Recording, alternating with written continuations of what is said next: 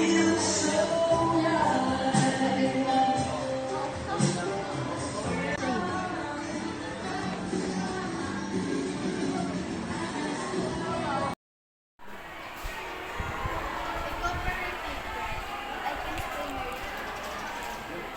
ended the cycle meeting. Best of your just thinking what to do.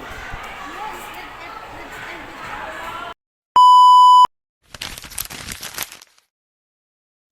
So what did you guys think of it, Angeles? Honestly, this decision at the end hit hard. I admire her strength. She broke the cycle of abuse even though it hurt. Leaving someone she loved not easy. I kept thinking about her mother.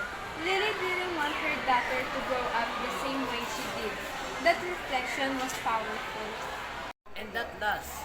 He represents safety and hope.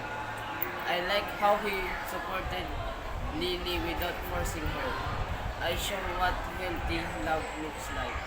Exactly. The title says it all. It Angeles. Lily chose to end the cycle and that's the bravest part of the story.